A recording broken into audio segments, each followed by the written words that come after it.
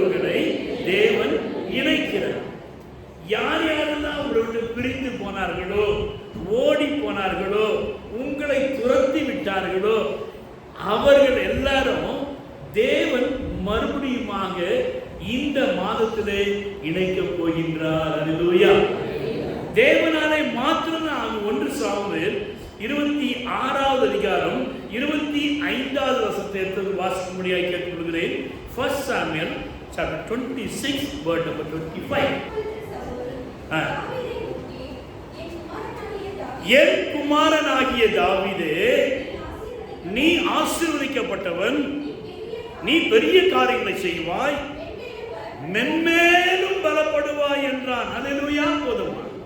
தேவன் பாருங்க, அவர் மிக வல்லமையுடையவர். இந்த இடத்திலே உன்னை யார் யாரெல்லாம் குற்றப்படுத்தினார்களோ அவர்கள் எல்லாரும் உன்னை பார்த்து மகனே மகளே என்று அழைக்கப் போகிறார்கள். அல்லேலூயா. ஏனென்றால் இங்கு சவுலுடைய வாழ்க்கையை பார்க்கின்ற வழியிலே, சவுல் தாவீதை பார்க்கின்ற வழியிலே இலக்காரமாக பார்த்தான் என்று வாசிக்கிறோம். பொறாமையோடு பார்த்தான் என்று வாசிக்கிறோம். அவன் கோபத்தோடு எரிச்சலோடு பார்த்தான் என்று சொல்லி வாசிக்கிறோம். தேவனுடைய பிள்ளைகளே, இந்த எரிச்சலும் கோபமும் சவுலுக்கு தாவீதின் மீது ஏன் வந்தது என்றால், அங்க எல்லாம் காரணம் என்ன? பெண்கள் தான். யாருக்கு காரணம்? பெண்கள். பெண்கள் என்ன சொல்றாங்க? சவுல் கொண்டது 1000, தாவீது கொண்டது 10000 என்று பாடலை பாடுகிறார்கள். இந்த ராஜ்யபாரத்தை சவுல் அரசாட்சி செய்கின்ற வேளையிலே அவனுடைய சுய பலத்தை சார்ந்தவனாக அவன் அரசாட்சி செய்கிறபடியினாலே அவனால எந்த காரியத்தையும் ஜெயம் எடுத்து செய்து முடிக்க முடியவில்லை. இன்னைக்கு குடும்பத்தில் கூட குடும்ப தலைவர்கள் நாம் என்ன செய்கிறோம் என்றால், நம்முடைய சுய பலத்தை சார்ந்து, நம்முடைய ஞானத்தை சார்ந்து நாம் ஒரு சில காரியங்களை திட்டமிடுகிறோம், செயல்படுகிறோம். சில இடத்துல குடும்ப தலைவர்கள், சில இடத்துல குடும்ப தலைவிகள், குடும்பத்தை நடத்துகிறவர்கள், நீங்கள் யாராக இருந்தாலும் சரி, இந்த சவுலை போல சுயமான காரியங்களை நாம் செய்து அதில் ஒரு நல்ல ஒரு முடிவு கிடைக்கும் என்று எதிர்பார்க்கிறோம். நல்லதுதான். ஆனால் அங்கு நல்ல முடிவு கிடைக்கப்படவில்லை. கடைசியிலே இந்த சவுலுடைய வாழ்க்கையிலே அந்த சவுலுடைய குடும்பத்திற்குள்ளாக தாவீது என்கிற ஒரு வாலிபன் வருகிறார். அந்த குடும்பத்திலே அவன் வருகின்ற வழியிலே, அந்த அந்த அரசாட்சிக்குள்ளாக அவன் வருகின்ற வழியிலே அவன் ஒரு சாதாரண ஒரு மேய்ப்பனாக இருக்கின்றான். ஆடுகளை மேய்க்கிறவனாக இருக்கிறான். அவன் தன்னுடைய சகோதரனுக்கு தின்பண்டங்கள் கொடுக்கும்படியாக வருகின்றான். அவ்வாறு வந்த வழியில தானே அந்த சூழ்நிலை, கோலியாத்துடைய காரியங்களை அவன் பார்த்து சொல்லுகிற காரியம் என்ன? இவன் ஒரு விருத்த சேதனமற்றவன், இவனும் நான் கொன்ற காட்டு மிருகங்களைப் போல, கரடி சிங்கத்தை போல காணப்படுவான் என்று கொடுத்த ஒரு ஸ்டேட்மெண்ட், அவன் கொடுத்த வார்த்தைகள் ராஜாவுடைய காதுக்கு போய் செல்கிறது. எனவே ராஜா என்ன செய்கிறான்? அவனை கூப்பிட்டு அவனை தன்னுடைய ஆடைகளை போட்டு தன்னுடைய பிரகாரமாக அவனை அனுப்ப பார்க்கிறார். ஆனால் அங்கு தோல்வி ஏற்படுகிறது. இன்றைக்கு அநேக தகப்பனாகிய நாம், பெற்றோராகிய நாம், நம்முடைய பிள்ளைகளை நாம் அவரோடு கலந்து கொள்ளுகின்றவர்களே, நான் என்ன சொல்றனோ அதான் செய்யணும். அது அந்த காலங்கள். அந்த காலத்துல நம்ம பிள்ளைங்களுக்கு சொன்னா உடனே கீழ்ப்படிவாங்க. நானும் மாத்திரம் நல்லா இருக்கணும், என் குடும்பம் மாத்திரம் நல்லா இருக்கணும் என்று விரும்புவோம் என்றால் நம்மை கீழே விழ தள்ளும்படியாக அநேக உபாய தந்திரங்களை உலகம் உண்டாகும். இங்கு சவுலுடைய வாழ்க்கையிலே இதுதான் ஏற்பட்டது. தாவீதை எப்படி ஆயினும் கொலை செய்ய வேண்டும் என்று சொல்லி பல விதத்தில் முயற்சி எடுக்கிறான். தன்னுடைய மகளை திருமணம் பண்ணி கொடுக்கின்றான். ஒருவரை அவருடைய மகள் அங்கு புருஷன் அங்கு தூக்கி கொண்டிருக்கின்ற வேளை அவனை கொலை செய்யும்படியாக முயற்சிக்கிறான். ஆனால் மகளோ தன்னுடைய புருஷனை காப்பாற்றுகிறாள். இப்படி அவனுக்குள்ளாக எரிச்சலின் ஆவி அதிகமாக செயல்பட்ட இந்த சவுல் ராஜா, ஒரு கட்டம் வருகிறது, தாவீதை என் குமாரனே என்று அழைக்கிறான். அல்லேலூயா. தேவனுடைய பிள்ளைகளே, நம்மை யார் வெறுத்தாலும் சரி, யார் நம்மை ஒதுக்கினாலும் சரி, யார் நம்மை துரத்தினாலும் சரி, யார் எந்த நிலைமையிலே நம்மை நினைத்து கொண்டிருந்தாலும் சரி, தேவனுடைய பிள்ளைகளே, ஒரு சூழ்நிலையை ஆண்டவர் இந்த மாதத்திலே கொண்டு வருகின்றார். அல்லேலூயா. அந்த சூழ்நிலை என்னவென்றால், அவர்கள் உன்னையும் என்னையும் பார்த்து மகனே மகளே என்று அழைப்பார்கள். அல்லேலூயா. தொடர்ந்து அவன் சொல்றான் பாருங்க, என் குமாரனாகிய தாவீதே, நீ ஆசீர்வதிக்கப்பட்டவன், நீ பெரிய காரியங்களை செய்வாய், நீ மென்மேலும் பலப்படுவாய் என்று எரிச்சலாயிருந்த சவுல் தாவீதை பார்த்து சொல்லும்படியான ஒரு சூழ்நிலையை ஆண்டவர் உருவாக்கினார். நம்முடைய வாழ்க்கையிலே கூட இந்த 10 மாதங்கள் நாம் கடந்து வந்திருக்கிறோம். அநேகர் எரிச்சலும் கேவலும் ஏதோ ஒரு காரியம் நம்முடைய வாழ்க்கையில நடக்க வேண்டும் என்று சொல்லி நம்மை வெறுத்து ஒதுக்கி இருக்கலாம், விட்டு ஓடி இருக்கலாம். ஆனால் இந்த மாதத்திலே கர்த்தர் நம்மை தெரிந்து கொண்டவராய் இருக்கிறபடினாலே, தாவீதின் மீது கர்த்தருடைய கரம் இருந்தபடியினாலே, இன்றைக்கு உன்னுடைய மீதும் தேவனுடைய கரம் இருக்கிறபடியினாலே பயப்படாதே, வலக்கரத்தாலே பாதுகாப்பே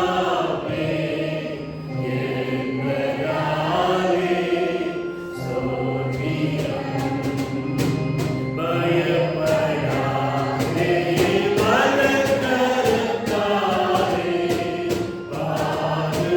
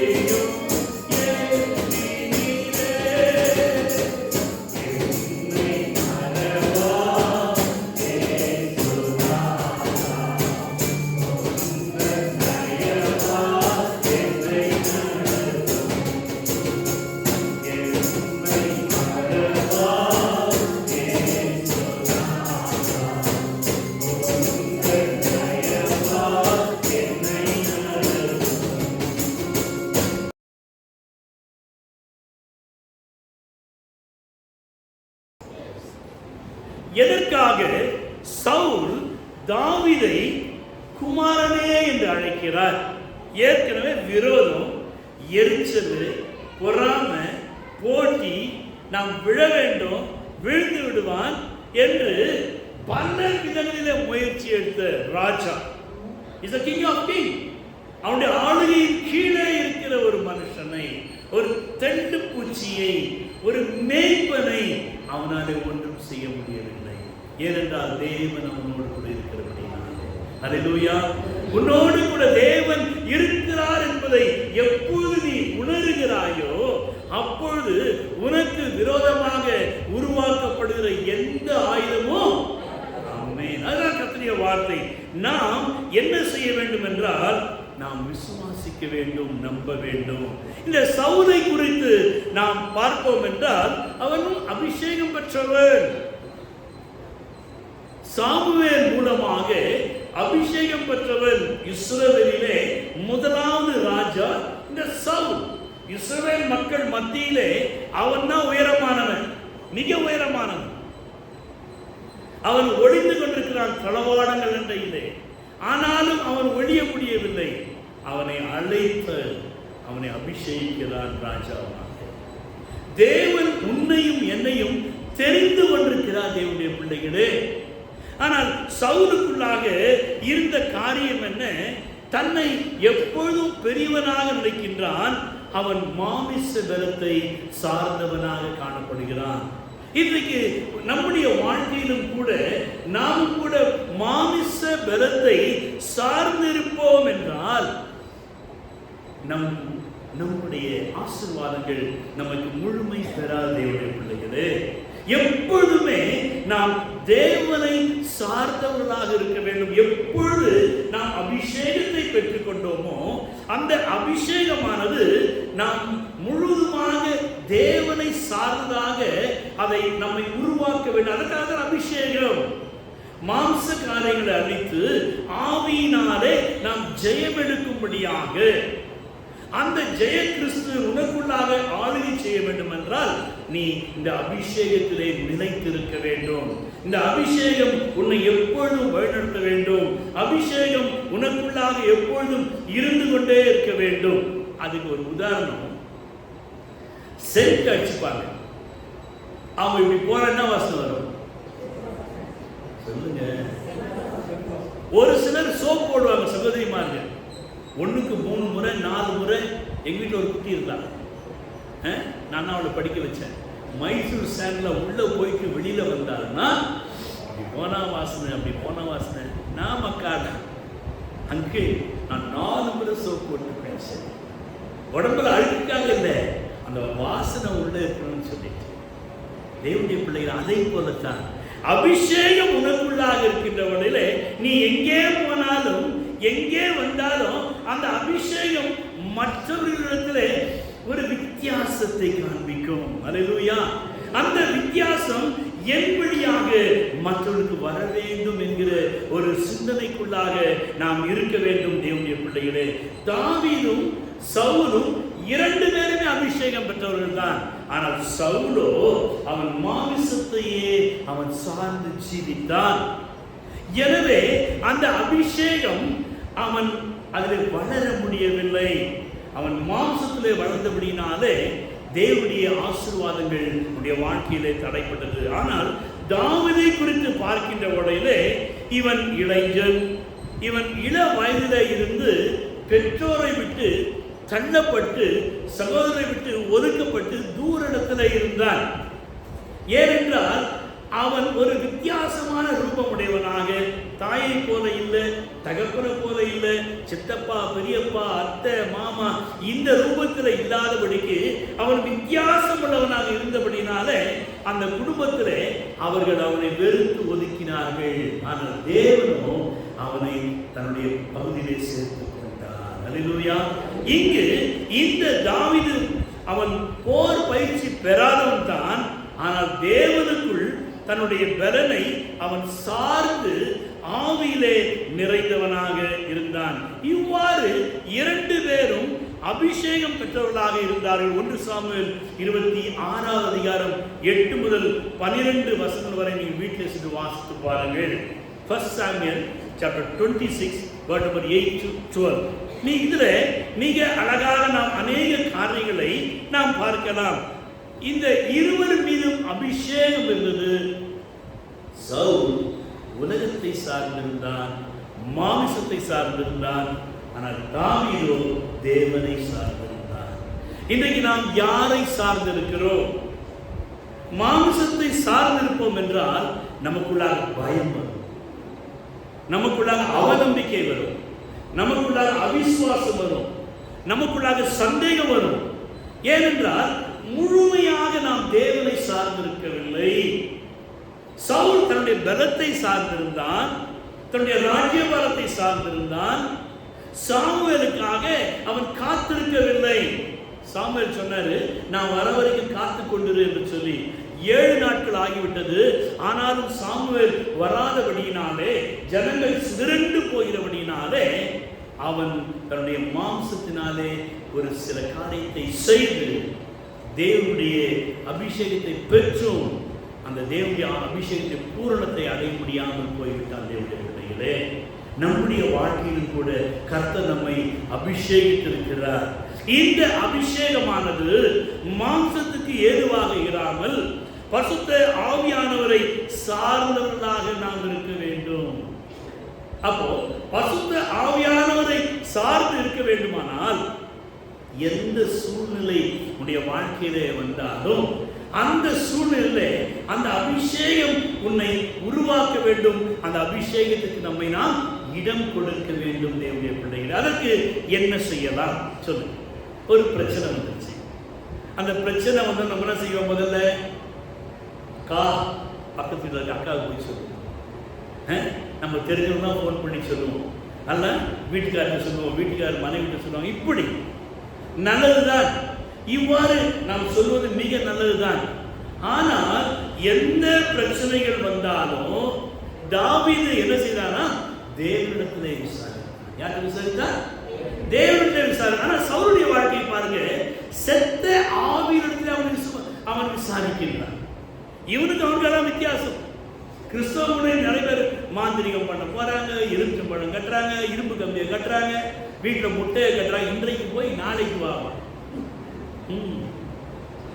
இதெல்லாம் நீங்க செஞ்சுக்கிட்டு இருந்தீங்கன்னா உங்களுடைய அபிஷேகம் உங்களுடைய ஆசீர்வாதத்தை வழி நடத்தாது. தேவனை நாம் முழுதுமாக சார்ந்து இருக்க வேண்டும். தேவன் அதைத்தான் விரும்புகிறார்.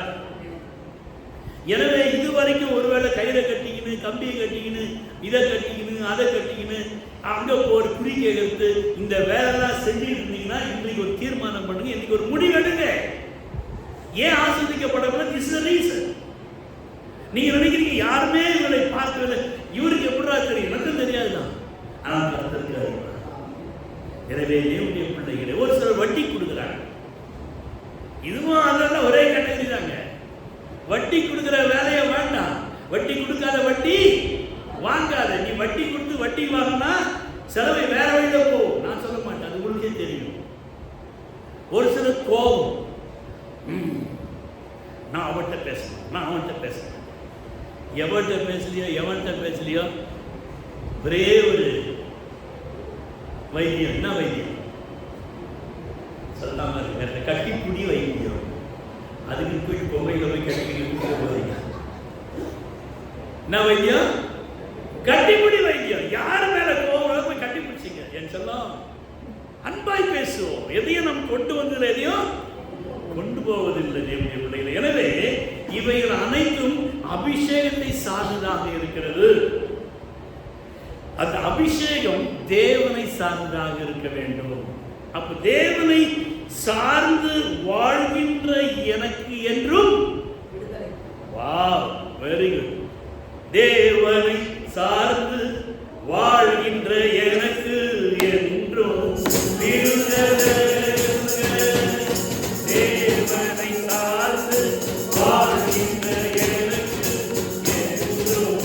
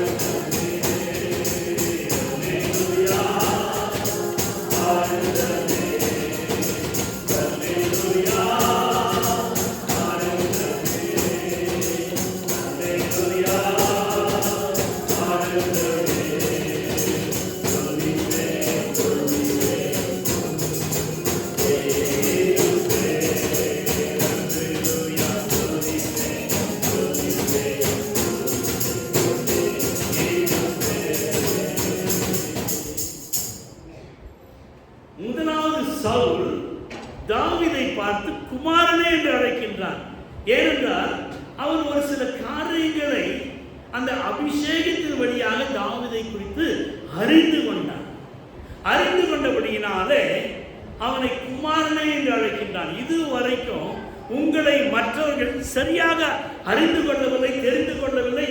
உங்களை பார்க்கின்ற வழியிலே உங்கள் பேச்சு செய்கைகள் அனைத்தும் அவருடைய பார்வையிலே குறைவாக காணப்பட்டபடியினாலே அவனும் அபிஷேகம் பெற்றவன் தான், அவனும் ஞானஸ்நானம் எடுத்தவன் தான், அவனும் கிறிஸ்தவன் தான், அவனும் ரட்சிக்கப்பட்டவன் தான். ஆனால் இந்த மாதத்திலே என் தேவன் அந்த அபிஷேகத்தின் வழியாக உனக்குள்ளாக இருக்கிற அபிஷேகத்தை அவர்கள் உணர்ந்து கொள்ள போகின்றார்கள். அல்லேலூயா. அவர்கள் உன்னை பார்த்து மகனே மகளே என்று சொல்வது மாத்திரமல்ல, அவன் சொல்கிறான் நீ ஆசீர்வதிக்கப்பட்டவர் என்று சொல்லுகின்றான். யார் உன்னை சபிச்சாங்களோ, யார் உன்னை கேவலமா பேசினாங்களோ, யார் உன்னை துரத்துனாங்களோ அவர்களே இந்த மாதத்திலே உன்னை ஆசீர்வதிக்க போகிறார்கள். அல்லேலூயா. அது ஆசீர்வாதம். நீ லட்டு கொடுத்த, நான் கேக்கு கொடுத்த, சூப்பரா இருக்குமா, கர்த்தர் நல்லா வைப்பாருமா, அது ஆசீர்வாதம் இல்லைங்க. யாரு உன்னை கேவலமாக பேச, உன்னை அவமானப்படுத்தி, உன்னை துரத்தி, அவர்கள் உன்னை விட்டு ஓடி விலகி போகிறார்களோ அவர்களே வந்து உன்னை ஆசீர்வதிக்கப்பட்டவன் என்று சொல்ல போகிறார்கள். அல்லேலூயா. விசுவாசிக்கிறோம். ஆமென் சொல்லுமா? ஆமென். தேவனாலே கூடாத காரியங்கள் ஒன்றுமே இல்லை. தாவீதை கொலை செய்ய நினைத்த சவுல், தாவீதே நீ ஆசீர்வதிக்கப்பட்டவன் என்று ஏன் கூறுகிறான் என்றால், தன்னுடைய படையினுடைய பலத்தையே சவுல் அவன் சார்ந்திருந்து, ஆனால் அந்த படையினுடைய பலம் அவனை காப்பாற்ற முடியவில்லை. ஒரு இரவிலே சவுலும் அவனுடைய படை வீரர்களும் தாவீதை கொலை செய்யும்படியாக அவனை தேடிக் கொண்டு வருகிறார்கள். இவன் சொல்றான், நான் தெள்ளுப்பூச்சி, நான் ஒரு தெள்ளுப்பூச்சி என்று சொல்லுகின்றான். 2 பேர் 2 மலையிலே இருக்கிறார்கள். அந்த ராத்திரி வேளையிலே தாவீதும் அவனோடு அவனுடைய உடல் வேலையாளும் இருவருமாக சேர்ந்து சவுல் பக்கத்தில் செல்கிறார்கள். சவுல் நன்றாக உறங்கிக் கொண்டிருக்கிறார். அவனோடு வந்த போர் வீரர்களும் உறங்கிக் கொண்டிருக்கிறார்கள். தேவன் அவர்களுக்கு அயர்ந்த நித்திரையை வருவிக்கின்றார். அல்லேலூயா. தேவனுடைய பிள்ளைகளே, உன்னை வெறுத்தவர்கள், உன்னை கேவலமாய் பேசுபவர்கள் இந்த மாதத்தில் உன்னை தேடி வர வேண்டுமானால் நீ அவர்களுடைய எல்லைக்குள்ளாக அவர் உன்னை எடுத்து செல்வார். நினைவிலே, சிந்தனையிலே நீங்க மாம்சத்துக்கு போன அவசியமே இல்லைங்க. உங்களுடைய சிந்தனையிலே நீங்க அவருக்காக செபிக்கின்ற வரையிலே கர்த்தர் அங்கு ஒரு பெரிய காரியத்தை செய்வார். 1 சாமுவேல் 26வது அதிகாரம் 16வது வசனத்தில் வாசிக்கலாம். 1 சாமுவேல் 26:16. நீ செய்த இந்த காரியம் நல்லதல்ல, கர்த்தர் அபிஷேகம் பண்ணின உங்கள் ஆண்டவனை நீங்கள் காக்காமல் போனபடியினால் நீங்கள் மரணத்திற்கு பாத்திரவான்கள். ராஜாவின் தலைமாட்டில் இருந்த அவருடைய ஈட்டியும் தண்ணீர் சொம்பும் எங்கே பாரும் என்றான். யார்? தாவீது கேட்கிறான். அப்படியே போய் கேட்கிறான். சவுலுடைய ஆயுததாரிட்ட கேட்கிறான், பா ராஜா பக்கத்தில் படுத்துக்கிட்டு இருந்தியே, ராஜாவை நீ ராஜா காத்து கொண்டு இருந்தியே, ராஜாவுடைய ஈட்டியும் காணும், அவரு வாட்டர் பாட்டிலும் காணாங்க, அது ஏன் கையில் இருக்கிறது? அல்லேலூயா. உன்னுடைய கரத்திலே கர்த்தர் கொண்டு வந்து கொடுப்பார். அவருடைய ஜீவனை நீதான் காப்பாற்ற போகிறார். ஆமென். ஏன் அவனுக்கு ஜீவன் காப்பாற்ற ஈட்டியும் சரீரத்துக்கான தண்ணீரை வச்சல 2 அங்கே ஆண்டவர் குடிங்கி உன் கையில மாற்றி கொடுக்க போகிறார். விசுவாசிக்கிற நிலையிலே தேவனாலே கூடாத காரியம் ஒன்றும் இல்லை தேவனுடைய பிள்ளைகளே. எனவே அவன் அவைகளை கொண்டு வந்த பின்பதாக இங்கே தாவீது கேட்கின்றான். அப்படி கேட்கிறான், எப்பா உன்னுடைய ராஜாவை உன்னாலே காப்பாற்ற முடியவில்லையே. தேவனுடைய பிள்ளைகளே, உன்னை விட்டு விலகி போனவர்கள், உன்னை விட்டு ஓடி போனவர்கள், உன்னை கேவலமாய் பேசுறவர்கள் யார் யாரெல்லாம் அவங்களுக்கு உதவி செஞ்சார்களோ இந்த மாதத்துல கர்த்தருடைய கரங்களை கட்டி போட்டுருவார். அவங்க நல்லா தூங்கிடுவாங்க. நீதான் அவனை காப்பாற்ற போகிறார். ஆமென். தேவனாலே கூடாத காரியங்கள் ஒன்றும் இல்லை. இதெல்லாம் இந்த அபிஷேகம் பெற்ற சவுல் யோசிக்கிறான், ஐயோ என்னுடைய ஆயுததாரி பக்கத்தில் இருக்கானே, இவ்வளோ போர் இருந்து என்னை காப்பாற்ற முடியலையே. அபிஷேகம் உணர்த்துகிறது தேவனுடைய பிள்ளைகளே. இந்த அபிஷேகம் அங்கு உணர்த்தப்பட்டால் தான் உணர முடியும். எனவே உனக்குள்ளாக எனக்குள்ளாக இருக்கிற அந்த அபிஷேகம் அது உணர்த்தக்கூடியதாக இருக்க வேண்டும். இங்கு தாவீதுடைய சூழ்நிலையை பாருங்க. 1 சாமுவேல் 26ஆம் அதிகாரம் 9வது வசனம் வாசிப்போம். தாவீது அபிசாயை பார்த்து அவரை கொல்லாதே, கர்த்தர் அபிஷேகம் பண்ணுவித்தவர் மேல் தன் கையை போட்டு குற்றமில்லாமல் போகிறவன் யார் என்று சொன்னான். இங்கே தாவீதுடைய அபிஷேகம் என்ன செய்கிறது? ஒரு சான்ஸ் கிடைச்சிருச்சு, ஒரு அடிச்சிடலாம். யார்? அவன் ஆயுதாரி சொல்றான். தாவீது சொல்றான், வேண்டாம் வேண்டாம், அவர் அபிஷேகம் பெற்று. தேவனுடைய பிள்ளைகளை, உன்னுடைய விரோதி உன் பாக்கெட்ல இருந்தாலும் சரி, உன் பக்கத்தில் இருந்தாலும் சரி, உன் வீட்டுக்குள்ளே இருந்தாலும் சரி, உன்னுடைய உறவுகளாக இருந்தாலும் சரி, நட்புகளாக இருந்தாலும் சரி, அவர்கள் அபிஷேகம் பெற்றவர்களை மறந்துவார். எந்த சூழ்நிலை அவளை சபிக்காது, எந்த சூழ்நிலை அவளை கேவலமாக எண்ணாது. அந்த அபிஷேகம் அவர்களை உணர்த்த வேண்டுமானால், அவர்களுடைய வாழ்க்கையிலே மாற்றப்பட வேண்டுமானால், அவர்கள் மனம் மாற வேண்டுமானால், அவர்கள் ரட்சிக்கப்பட வேண்டுமானால், இங்கே தாவீதை போல தன்னுடைய ஆயுததாரிக்கு அபிஷேகம் அவன் ஆலோசனை கொடுக்கின்றான். கொட வேண்டாம், அவர்களும் அபிஷேகம் பெற்றவர்கள். இதையும் அங்கு சவுல் யோசிக்கின்றான். அவருடைய ஆயுததாரி எவன் ரொம்ப எரிச்சலா இருக்கான், அவனை கொண்டிருக்க வேண்டுமே. அபிஷேகம் பெற்ற தாவீது அவனை தடுத்திருக்கிறான். எனவே அங்கு சவுல் தாவீதை ஆசீர்வதிக்கிறார். நீங்கள் எதிலே அளக்கிறீர்களோ அதிலே அளக்கப்படும். எனவே நாம் மற்றவர்களை சபியாதபடிக்கு அவர்களும் அபிஷேகம் பெற்றவர் என்பதை நாம் உணர்ந்தவர்களாக அவர்களுக்காக நாம் ஆண்டவரை மன்றாட வேண்டும். தேவனுடைய பிள்ளைகளே, இதெல்லாம் உணர்ந்த சவுல் ஒரு அறிக்கை இடுகிறான் பாருங்க. அதே 1 சாமுவேல் 26ஆம் அதிகாரம் 21ஆம் வசனம் வாசிப்போம். 26, 21. நான் பாவம் செய்தேன், என் குமாரனாகிய தாவீதே திரும்பி வா, உன் பார்வைக்கு அருமையாக இருந்தபடியினாலே. பாருங்க, அவனுடைய பார்வைக்கு அருமையாக இருக்கும்படியாக தேவன் உன்னுடைய கரத்திலே ஒப்பு கொடுக்கின்றார். அவன் பாவ அறிக்கை செய்கின்றான். உன்னை விட்டு ஓடி போனவர்களுக்குள்ள பாவ உணர்வு இல்லைங்க. உன்னை வெறுத்தவர்கள், உன்னை கேவலமாய் பேசினவர்கள் பேசி கொண்டு என்னங்க பாவ உணர்வு இல்லை. அபிஷேகம் பெற்றவர்கள் தான். அந்த பாவ உணர்வை என் தேவன் கொடுக்க வேண்டுமானால் நீ அவர்களுக்காக ஜெபிக்க வேண்டும். அவர்கள் மீது இருக்கிற அபிஷேகத்தை நீ அவர்களுக்குள்ளாக உருவாக்க வேண்டும், அவர்களை உணரும்படியாக. எனவே அங்கு சவுல் சொல்லுகின்றான், இனி உனக்கு பொல்லாப்பும் செய்ய மதியற்றவனாய். நான் ஒரு முட்டாள் சொல்றான் ராஜா. நான் சொல்றேன் பாவ அறிக்கை. உங்ககிட்ட வந்து சொல்லுவாங்க, பா நான் தான்பா தப்பு பண்ணேன், நான் தான் உன்னை கேவலமாக பேசுறேன், நான் தான் உன்னை விட்டு ஓடிட்டேன், நான் தான் ஊரெல்லாம் தப்பு தப்பா சொல்லிட்டு வந்தேன். காயம் அதிகமாக இருக்கிறபடினாலே தாவீது தன்னை காப்பாற்றிக் கொள்ளும்படியாக அவன் பல இடங்களுக்கு ஓடினான். தேவனுடைய பிள்ளைகளே, எனவே இவன் சொல்லுகிறான், நான் மதியற்றவன், நான் தப்பிதம் செய்தேன், அறிக்கை எடுக்கிறான். அந்த சூழ்நிலையில சவுல் பார்த்து தாவீது என்ன பாடுப்பான், இந்த தெருப்பூச்சிக்கு நல்ல வாழ்க்கையை தந்தீரே, என்னை நல்லவனாகி அன்னையில் வைத்துக் கொண்டீரே, உள்ளமெல்லாம் உருகுதையா உந்தன் நன்மை நினைக்கையிலே, உள்ளமெல்லாம் உருகுதையா உந்தன் நன்மை நினைக்கையிலே, தன்னாலே கண்ணு கலங்குது, கர்த்தாவே உண்மை எனக்கு. இந்த தெருப்பூச்சிக்கு யாருக்கு? இந்த தெருப்பூச்சிக்கு நல்ல வாழ்க்கையை தந்தீரே, என்னை நல்லவனாக அன்னையில் வைத்துக் கொண்டீரே.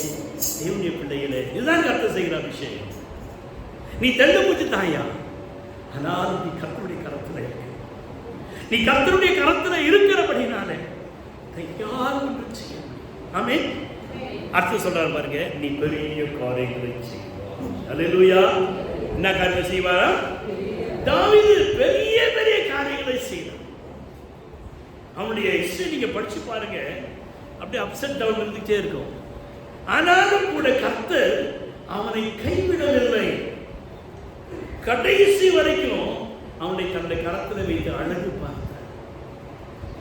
ஏனென்றால் சத்ருவினாலே ஆசீர்வதிக்கப்பட்டவர், ஏனென்றால் உறவுகளினாலே, துரத்தப்பட்ட உறவுகளினாலே ஆசீர்வதிக்கப்பட்டவன், ஏனென்றால் கர்த்தருடைய அபிஷேகம் பெற்றவர். இன்றைக்கு இந்த 3 ஸ்தானங்களிலும் நாம் இருக்கிறபடியினாலே கர்த்தர் நம்மை கொண்டு நம்முடைய வாழ்க்கையிலே அவர் பெரிய காரியங்களை செய்யும்படியாக ஆயத்தமாக இருக்கிறார். அல்லேலூயா. தாவீது என்ன செஞ்சானா? தனக்காக பெரிய அரண்மனையை கட்டினான். அல்லேலூயா. என்ன கட்டினானா? ஆமா, நம்மள என்ன கட்ட போறோம்? திட்டுப்படி முடிக்கிறீங்க சொல்லுங்க. ஆமா, வாயில சொல்றதுல நமக்கு காசா? இருதயத்தின் நிறைவு எங்க நிறையிலையே இருந்துச்சு தான். நானே கடன் வாங்கிட்டு ஓட்டிக்கிட்டு இருக்கேன். நீ ஓட்டிக்கிட்டு இருப்ப, நீ ஓட்டுற இப்படிதான் ஓட்டிக்கிட்டு இருப்ப. நீ உனக்குள்ள விசுவாசம் இல்லை. அபிஷேகம் பண்றவனா ஆனா என்ன இல்லை, விசுவாசம் இல்லை. சவுல போல புத்தி இல்லாதவன், நான் பாவம் செய்தேன். தேவனுடைய பிள்ளைகளே, அங்கு தாவீது பெரிய ஒரு வீட்டை கட்டி என்ன கட்டினா? கேதுரு மரத்தால. எதனால? கேதுரு மரத்தால அழகான வீட்டை கட்டினான். ஒரு கேதுரு மரத்தால வீடை கட்டினவன் அவனுக்குள்ளாக ஒரு பாரம் வருகிறது. தேவனுடைய பெட்டியானது திரைச்சீலைகளுக்கு பின்னாக காணப்படுகிறது. அது வனாந்திரத்திலே, அவாந்திர வெளியிலே, பாளையத்துக்கு புறம்பே காணப்படுகிறது என்று அவனுக்குள்ளாக ஒரு பெரிய ஒரு பாரம் வந்தது. எப்போது அவன் கூடார வாழ்க்கையை விட்டுவிட்டு அவன் கேதுரு மரத்தாலே கட்டப்பட்ட ஒரு அருமையான வீட்டுக்குள்ளாக வருகிறானோ தேவனுடைய ஆசீர்வாதத்தினாலே, அப்பொழுது அவனுக்கு தேவனுடைய பெட்டியை குறித்து ஒரு பயம், ஒரு அன்பு, ஒரு விசுவாசம் அவனுக்குள்ளாக வருகிறது. நான் இவ்வளவு பெரிய தேவனுடைய கொடுத்த ஆசீர்வாதத்திலே நான் ஒரு கேதுரு வீட்டிலே இருக்கிறேனே, தேவனுடைய பெட்டியோ என்று அவனுக்குள்ளாக அந்த பாரம் வந்த வழியிலே அவன் அதை என்ன செய்தான்னா தீர்க்க தரிசனத்தை பகிர்ந்து கொண்டான். யாரை பகிர்ந்து கொண்டான்? 1 சாமுவேல் 2 சாமுவேல் 7ஆம் அதிகாரம் 2ஆம் வசனம். 2 சாமுவேல் 7:2. ராஜா தீர்க்கதரிசியாகிய நாத்தானை நோக்கி, பாரும் பாரும், கேதுரு மரங்களால் செய்யப்பட்ட வீட்டிலே நான் வாசம் பண்ணும்போது வாசமாயிருக்கிறது, திரைகளின் நடுவிலே, பாளையத்துக்கு புறம்பே வாசமாய் இருக்கிறதே. எனவே அவன் தேவனுடைய ஆலயத்தை கட்டும்படியாக அவனுக்குள்ளாக ஒரு வாஞ்சை வருகிறது. தீர்க்கதரிசியிலே பகிர்ந்து கொள்கிறான். தீர்க்கதரிசி சொல்றான், ரொம்ப சந்தோஷம், இருதயத்திலே வாஞ்சைகளை கர்த்தர் நிறைவேற்றுவார் என்று சொல்லி. தேவனுடைய பிள்ளைகளே, உங்களுக்குள்ளாக தேவன் உங்களை ஆசீர்வதிக்கின்ற வகையிலே, உங்களுக்குள்ளாக வாஞ்சை வருகின்ற வகையிலே, நீங்கள் அதை உங்களுடைய உடல் ஊழியரோடு நீங்கள் பகிர்ந்து கொள்கின்ற வகையிலே அவர்கள் உங்களுக்காக மன்றாடுவார்கள், செபிப்பார்கள். இந்த இடத்துல நாத்தானும் அவனுக்காக ஜெபிக்கின்றான். அங்கு சூழ்நிலை மாற்றப்படுகிறது. தேவன் அங்கு தாவீதை கொண்டு ஆலயத்தை கட்ட விரும்பவில்லை. அவனுடைய குமாரனாகிய சாலமோனை கொண்டு தேவனுடைய ஆலயத்தை கட்ட முயற்சிக்கிறார். காரணம் என்னவென்றால், தாவீதுடைய கைகள் ரத்தம் சிந்தின கைகள். அவன் தன்னுடைய அந்த சாலமோனுடைய தாயாருடைய முதல் புருஷனை அவன் கொன்று போட்டான். அந்த ரத்தம் பழைய ஏற்பாட்டிலே தேவனுடைய ஆலயத்தை கட்டுவது என்பது சாதாரண காரியம் அல்ல. எனவே தாவீது ராஜனாக இருந்தவனிலும் அபிஷேகம் பெற்றவனாக இருந்தவனிலும் கர்த்தர் சொல்லிட்டாரு, நீ ஆலயத்தை கட்ட வேண்டாம், உடைய கர்ப்ப பிறப்பானவனை கட்டுவான் என்று சொல்லி அவன்கிட்ட சொன்ன வழியில் அவன் சோர்ந்து போகவில்லை. அபிஷேகம் பெற்றவன் அதற்கான பொருட்களை சவதரிக்க ஆரம்பிக்கின்றான். அதற்கான பொருட்களை சவதரிக்க ஆரம்பிக்கின்றான். ஜனங்களையும் தேவனுடைய ஆலயத்தை கட்ட வேண்டிய பக்திக்குரிய வழியிலே நடத்த ஆரம்பிக்கின்றான். அதுதான் அவன் செஞ்ச காரியம். இங்க நாங்கள் இங்க இருந்துகிட்டு வெறும் பிரசங்கம் பண்ணிக்கிட்டு தேவனுடைய ஆலயத்துக்காக அவன் வைராக்கியம் காண்பிக்கின்றான். நீங்களும் ஒரு வைராக்கியம் வச்சு பாருங்க. என்ன வர்றதே பார்த்தல, ரேஷனே வாங்க முடியாது. ஏன்னா நீங்க பாட்டு பாடுறீங்க, விசுவாச பாட்டு இல்லை, அழுகிற பாட்டு, நம்பிக்கையற்ற பாட்டு. எரேமியால சொல்றாங்கல்ல, மரித்தவர்களுக்காக புலம்பும் ஒரு கூட்டம் இருந்ததான். அவங்கள கூட்டம் வந்து அழ வைப்பாங்க, சாவு வீட்லையும் அழ மாட்டாங்க. அந்த புலம்பல் காரிகளை வரவழைகள் இருந்துச்சு. அதுபோல இன்றைய விசுவாசிகள் புலம்பல் காரர்களும் புலம்பல் காரிகளுமாய் இருக்கிறோம். இல்ல இல்ல இல்ல, அது ஒரு பாட்டு வேற கேட்டான். இல்ல இல்ல இல்ல இல்ல இல்ல, கேட்டுக்கல அந்த பாட்டு? ரொம்ப கேட்டு பாருங்க. அந்த மாதிரி பாட்டு கட்டுறாங்க. அந்த நேரத்தோட சரியா தேவனுடைய பிள்ளைகளே, இப்பொழுது இவனுடைய வைராக்கியத்தை என் தேவன் பார்க்கிறார். கேது மரத்தால் வீடு கட்டினவன் தேவனுடைய ஆலயத்திற்காக வீடு கட்ட வேண்டும், ஒரு அரண்மனை, ஒரு தேவனுடைய ஆலயத்தை கட்ட வேண்டும் என்று சொல்லி விரும்பின தாவீதை பார்க்கிறார். ஆனால் நீயோ தேவனுடைய ஆலயத்தை கட்ட தகுதியற்றவன், எனவே நீ கட்ட வேண்டாம், உங்க அருமபிறப்பு கட்டட்டும் என்று சொன்ன வழியில் அவன் சோர்ந்து போகவில்லை. அவன் அதற்கான முயற்சிகளை எடுக்கின்றான், ஜனங்களை உற்சாகப்படுத்துகின்றான். அவன் இப்படி உற்சாகப்படுத்துகிறதை என் தேவன் பார்த்து அவனுக்கு ஒரு தீர்க்கதரிசி சொன்னார். அடுத்து வாசிப்போமா? 2 சாமுவேல் 7ஆம் அதிகாரம் 11 முதல்.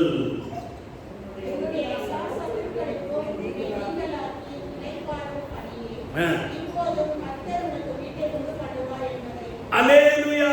இப்பொழுதும் கர்த்தர் உனக்கு பக்கத்துல பார்த்து சொல்லுங்க, பக்கத்துல இருக்கிற பார்த்து சொல்லுங்க. இப்பொழுதும் பக்கத்துல இருக்கிற பார்த்து சொல்லுமா, இப்பொழுதும் உனக்கு கர்த்தர். நாங்கள் என்ன பாவம் பண்ணோம், இந்த ஆளுக்கு பெரிய வீடு, இன்னொரு வீடு வேணும் பாரு, ஆசை பாருங்க. இப்போ நீ கையை காமிச்சு கோபி காமிச்சு, நான் உங்களை பார்த்து சொல்றேன். இப்பொழுதும் கர்த்தர் உனக்கு, என்னடி அம்மா போவம்மா, பக்கத்துல இருக்கிற பார்த்து சொல்ல, உனக்கு வீட்டை கட்டுவார். பக்கத்துல பார்த்து சொல்லுன்னா எரிச்சது, இவனா அவங்க கட்டுற போறாங்க. ஆண்டவர்கிட்ட ஒருத்தன் கேட்டான், என்னன்னு, ஆண்டவரே ஆசீர்வதி. ஆண்டவர் சொன்னாரா, கண்டிப்பா ஆசீர்வதிங்க, நீ என்ன கேட்டாலும் பக்கத்து வீட்டுக்காரருக்கு 2 பேர் வேணும். அப்ப இவனா கேட்டுருப்பான், பத்தியா எனக்கு ஒரு கண்டு போட்டோம் பக்கத்துக்காரனுக்கு என்ன ஆசைப்பாரு. தேவனுடைய பிள்ளைகளே, இப்பொழுதும் கர்த்தர் உனக்கு வீட்டை கட்டுவார் என்று சொன்னவனை கேட்டவன ஆமென் சொல்லணும். அதான் விசுவாசம். நீ கடங்காரனா கடங்காரியோ, உன் புருஷனோ உன் கொண்டாட்டியோ நீயோ கையாளாதவனா இருக்கலாம், ஆனா கர்த்தராலே ஆகாத காரியம் இல்லை. அல்லேலூயா. விசுவாசத்தில் வராத யாவுமே பாவம். இங்க எதுக்காக வரும்? விசுவாசல வளரும்படியா. எதுக்காக இங்க வரும்? விசுவாசல வளரும்படியாக வருகிறோம். நடந்த சம்பவத்தை சொல்றேன். நாங்க குஜராத்ல இருந்த வடையில 340 ரூபாய் என் சம்பளம். எவ்வளவு? 340 ரூபாய். அதுல அந்த போஸ்ட்மேன் வந்து 6 ரூபாய் எடுத்துப்பான், எடுத்துட்டு மீதி தான் கொடுப்பான். அது எதுக்குமே பத்தாது. அது 10ஆம் தேதிக்கு அப்புறம் ததுங்கின தோம் தான். ரொம்ப கஷ்டம். நாங்கள் என்ன செய்வோம்னா, கடைக்கிட்ட போய் கடைகளில் போயிட்டு சாயங்காலத்தில் ஒரு 8 மணி 9 மணிக்கு போவோம். அந்த கீழே பெருக்கி வாரி சேர்க்குறாங்க, அரிசி பருப்பு, இந்த பருப்பு அந்த பருப்பு எல்லாமே இருக்கும் அதில். அது வந்து 1 கிலோ 2 ரூபா, 1 கிலோ. அது ஒரு 5 கிலோ 10 கிலோ வாங்கிட்டு வீட்டில் வச்சுட்டு நான் என்னுடைய பியூட்டியோ வட்டி 2 பேரும் சேர்ந்து அதை க்ளீன் பண்ணி அதை சாப்பிடுவோம். ரொம்ப பாடுகள் ஊழியத்தில். ஆனால் நாங்கள் சந்தோஷமாக இருந்தோம். கர்த்தருக்கு ஊழியம் செய்ய வேண்டும் என்ற ஒரே ஒரு நோக்கம் தான் இருந்தது. அந்த நேரம் பார்த்துட்டு ஒரு பாஸ்டர், இந்த உலகத்தில் மாத்திரம் இல்லை, எந்த கண்டத்துக்கு போனாலும் ஒரு மனுஷன் இருப்பான். அவன் யார் தெரியுமா? உலகத்தில் மாத்திரம் எந்த கண்டத்துக்கு போனாலும் அங்க ஒரு மனுஷன் இருப்பான். எந்த ஒரு காரணம் தெரியுமா? தெரியுமா தெரியாதா? யாருங்க? நான் வளர்த்துக்காரன். அங்க ஆம்ஸ்டர்டம் போனாராம். இங்க சந்திரனுக்கு போன உடனே அவரு பைபிளை திறந்து, என்ன சார் சாய வேணும் அப்படின்னா தூக்கி வரி போயிடுச்சான். அல்லேலூயா. அது போல நாங்களே துக்கத்தில் இருக்கோம். நாங்கள் இருந்த வீடு இவ்வளோ பெரிய கல்லுக்கு கீழே, அதை ஓப்பன் பண்ணிங்கன்னா உள்ள பணம், செத்து போன எலும்பு, கை கால் தலை மண்டை தான் இருக்கும். வாடகை இருந்த வீடு. அந்த துக்கத்தில் இருக்கிற ஒரு பாஸ்டர் வந்தார்.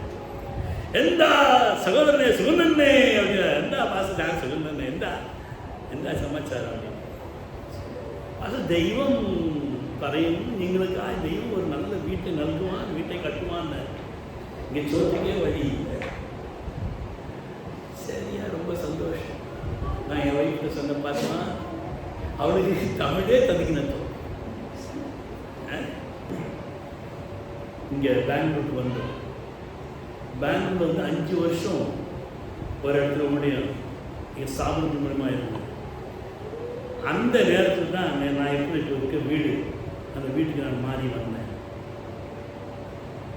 அப்புறம் அந்த வீட்டில் ஹிஸ்ட்ரியை பார்த்தா எப்போ கட்ட ஆரம்பித்தாங்கன்னா எப்போ எனக்கு ப்ராஃபஸி சொன்னாரோ அந்த நேரத்தில் அந்த இடம் அந்த வீடு கட்ட ஆரம்பிக்கிறது. அல்லேலூயா. நீ கட்டுறது எனக்கு சொந்தமாக கொடுத்துருக்கேன். தேவனுடைய பிள்ளைகளை கர்த்தர் சொன்னால் அப்படியே செய்வார். ஆமென்.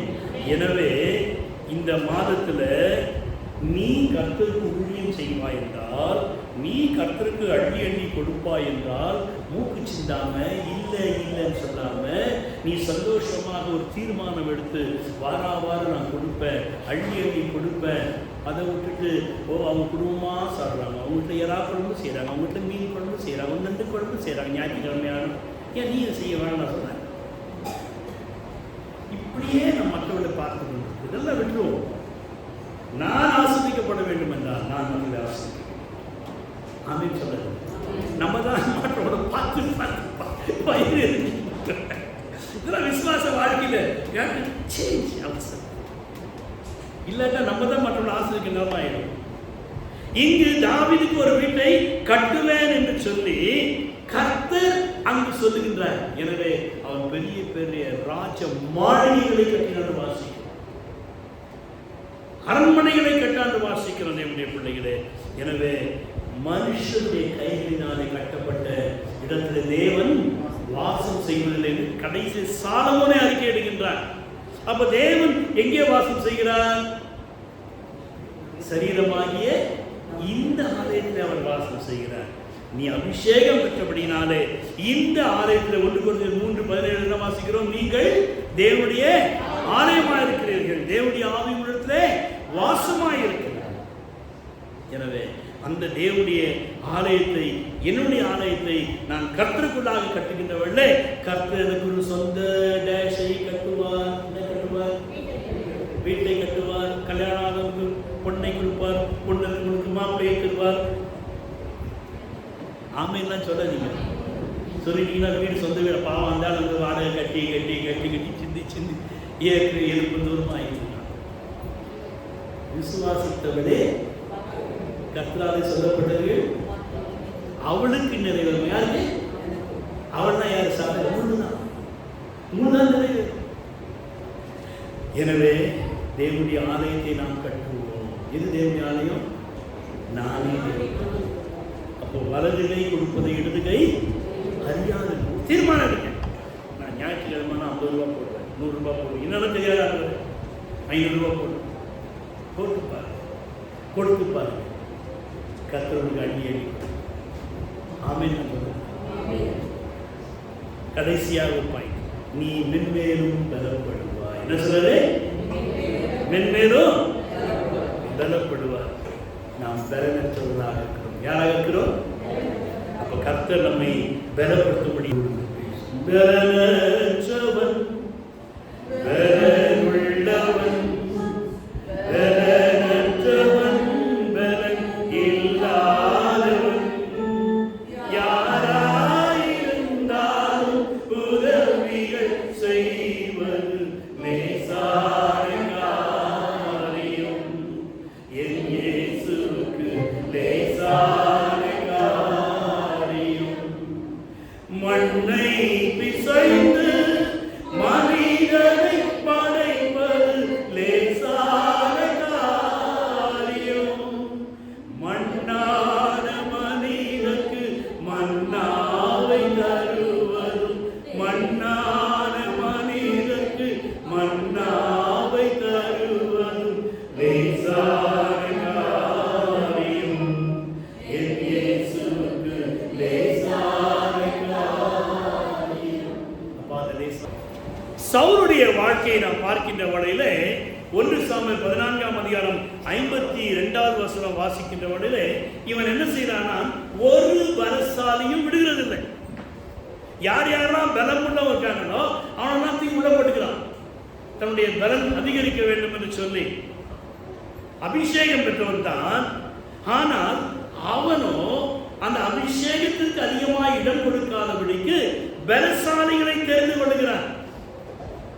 தேவனுடைய பிள்ளைகளே, எப்பொழுது நாம் அபிஷேகம் பெற்றவர்களாக அவருடைய மகனாக மகளாக மாறிவிட்டோமோ, நம்முடைய சுயத்தை விட்டுவிட்டு தேவனை சார்ந்து இருக்க கற்றுக்கொள்ளுங்கள்.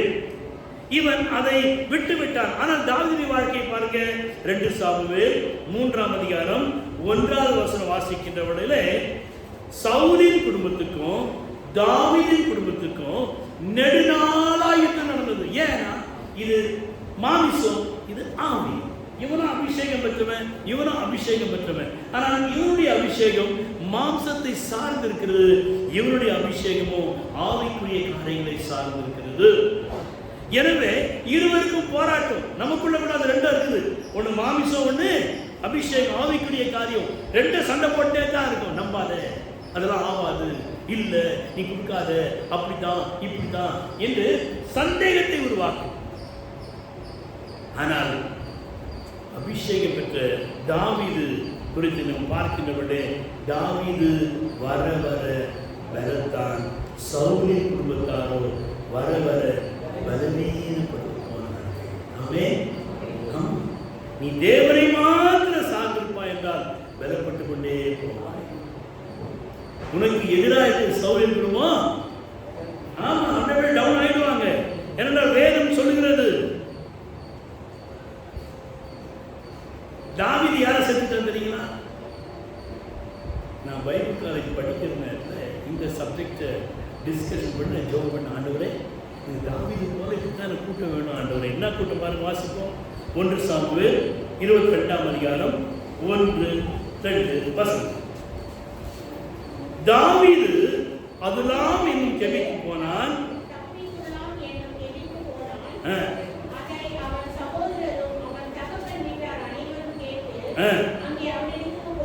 யார் யார் போனது? சகோதரரும் தகப்பன் வீட்டாரும். அவன் ஒரு கெபியிலே தேவனை சார்ந்து இருக்கிறான். எனவே அவன் கெபிக்குள்ளாக போனான். தன்னை எதிர்க்கிற சவுலின் கூட்டத்திற்கு மறைவாக இருக்கும்படியாக ஓடினான். அங்கு அவனுடைய தகப்பன் வீட்டாரும் அவனுடைய சகோதரரும் அவனை தேடி வருகிறார்கள். அல்லேலூயா. உன்னையும் தேடி வருவார் உன் தகப்பன் வீட்டார், உன் சகோதரர். ஆமென் சொல்றேன். என்னுடைய பிள்ளைகளே, அவர்கள் தேடி வந்தார்கள். அதுக்கப்புறம் ஒடுக்கப்பட்டவர்கள், கடன்பட்டவர்கள், முறுமுறுக்கிறவர்கள் யாரும் அவனோட கிட்டத்தட்ட 400 பேருக்கு அவன் தலைவனானான். நான் இப்படிதான் ஆண்டு அந்த காலத்தில் கேட்டேன். இப்போ எங்க தேவ கூட தான் வராங்க. முறுமுறுக்கிறவங்க, ஒடுக்கிறவங்க, கடன்பட்டவர்கள்.